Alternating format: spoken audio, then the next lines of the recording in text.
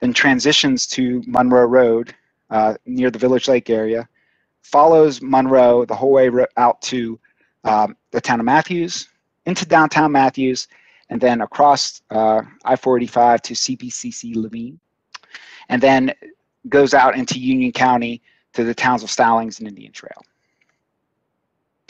So now I'm going to kind of go into a little more detail, and just as a note, and you'll just, these maps are all consistent, so hopefully if I explain it to you once, you'll understand what we're saying. But the purple line is the preliminary staff recommendation. You'll see in certain areas, like on the right side of the map, where you've got some gray areas, gray lines.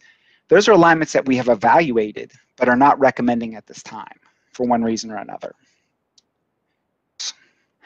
Also, one thing to note is you'll see a little text box here. One thing to note is if you see like this attention sign, this triangle, yellow triangle, it notes a change from the previously adopted LPA from 2019. And we describe why that is. So, and that'll be consistent throughout.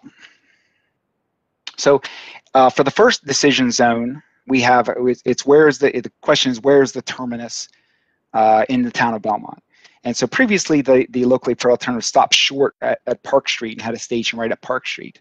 But we are now recommending to extend beyond Park Street near some property that's owned by Belmont Abbey. We've been working with the Abbey for quite some time about a potential terminus station at this location with potential development opportunities associated with it. Also provides better connections to the Abbey and other things in that area. So we think there's some better connectivity opportunities as well as development opportunities. That follows along the northern side of Wilkinson the whole way across the river and then transitions to the south side of Wilkinson Boulevard. And that's also a change from the locally preferred alternative. And that change, the locally preferred alternative initially was on the northern side. But really when we started to look at all the driveways and industrial uses out here, this is where there's a number of Amazon facilities and other large industrial uses, it really made more sense for us to transition back to the southern side to avoid some of those conflicts. So then at that point, then we transitioned to focus area 2. There we go. And so this is the area around the airport. And so there's two real big decisions that we are recommending at this point. And the first one is about is reaffirming the locally preferred alternative, which stayed along Wilkinson Boulevard. As you can see, there's a gray line to the north, or above the purple line. That was an alignment that was put forward as a potential alternative by the airport, who's looking at some land use planning in this area, who recommended us to realign the alignment of the light rail alignment to the north. We have working with the airport, we recommended to not pursue that at this time because of the timing of that land use plan. Now that could all turn around. If it does, then we will reevaluate this alignment in the future. But still, the alignment still provides direct connections to the airport via a future people mover, and also if destination district, which is the area that the airport's planning, changes, when we can reevaluate that in the future.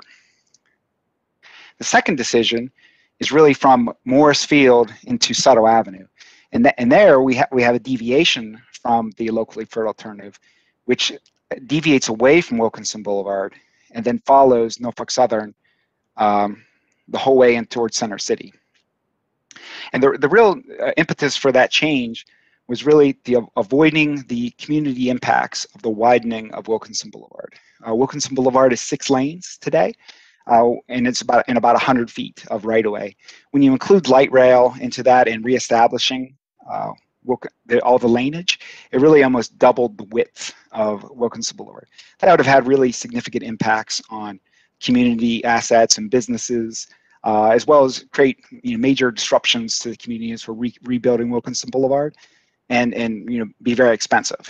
So there was a recommendation to evaluate an alignment that deviates and follows Norfolk Southern, not within the right-of-way and certainly not on the tracks, but adjacent to Norfolk Southern.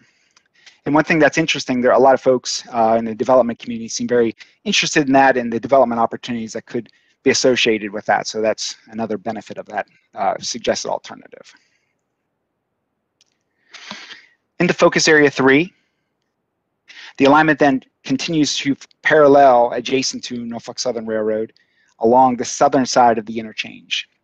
As you can see, the area near that first box, is again, this is a deviation or a change from the previously adopted LPA, and that the previously adopted LPA went on the northern side of the interchange. One of the reasons that we've looked at this alternative of going to the southern side instead of the northern side is the significant environmental issues in that area along the northern side. Through the Cedar Yards area, there's some significant historic properties as well as park areas which are protected through a National Environmental Policy Act, as well as a number of floodplains in this area. If folks remember the flooding that occurred in the fall in Wesley Heights, this gray alignment went right through that area. Really, those environmental impacts also, really kind of drove us to look at an alignment that went along the southern side. One nice benefit of it, it also provides a very direct route and saves us a couple minutes of travel time on a daily basis because of how direct that alignment is. The alignment then travels through Charlotte Gateway Station and then through the intersection of Graham Street. We're still evaluating the vertical, whether the vertical alignment, whether this alignment is up in the air or down at grade or down below. So we still have a lot of engineering analysis to do to kind of inform us how we're actually getting through this area.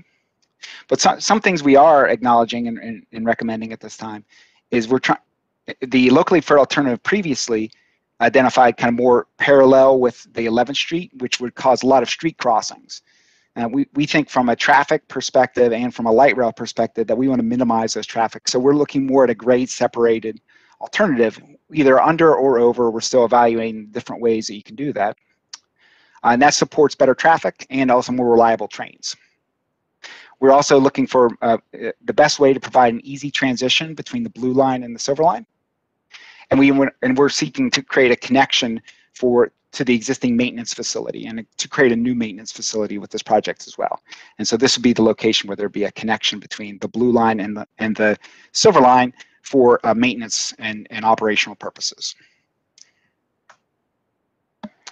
On the focus area 4, the light rail leaves Center City and basically follows Independence Boulevard past Central and Pecan and Morningside, and then makes a transition to the southern side of Independence Boulevard with a station in the parking lot of Coliseum's and Ovens, the big parking lot behind the Coliseum.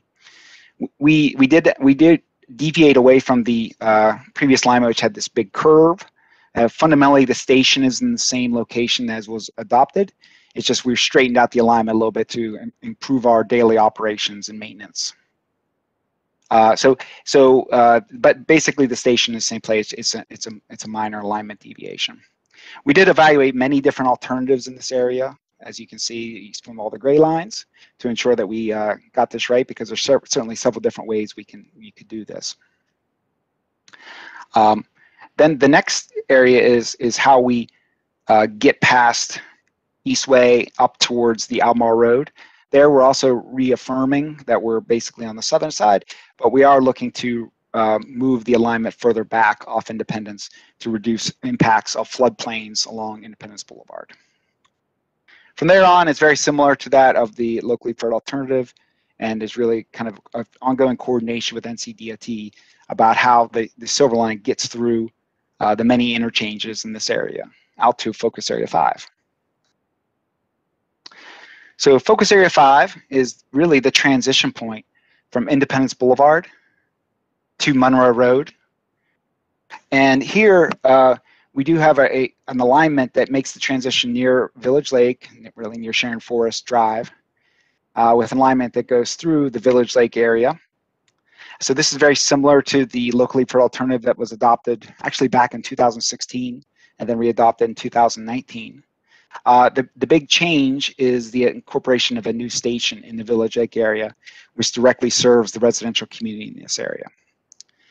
And we continue to want to work with the city to develop and collaborate on a complementary affordable housing strategy to address affordable housing in this area. So that's kind of one issue that we're continuing to work on with regard to this alignment in this new station.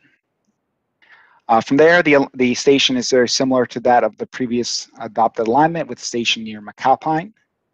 Then travels out Monroe Road along Galleria.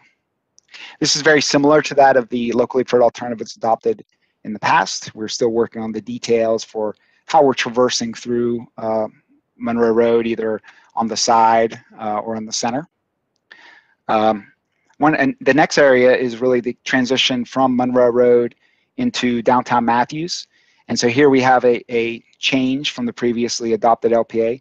The previously adopted LPA had the alignment going through a hospital campus. Working with the hospital and the town of Matthews, we've identified a new alternative which really more directly serves downtown Matthews, really on Matthews Street. From there, we then follow Matthews Street the whole way out towards the Sportsplex, the stations in that area, and then across I-45 to CPCC Levine. And the last area is Focus Area 6. And Focus Area 6 is a new area. It's not an alignment that was previously studied. The Metropolitan Transit Commission directed CATS to evaluate an alignment back in 2019, which goes out beyond CPCC to identify a new alternative alignment, which goes from Stallings and Indian Trail. So this is a new idea that we have worked with the towns of Stallings and Indian Trail and the community to kind of identify, with a station here at Stallings Road.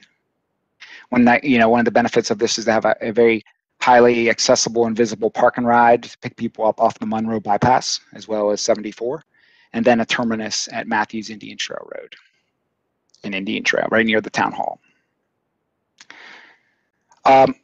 So but maybe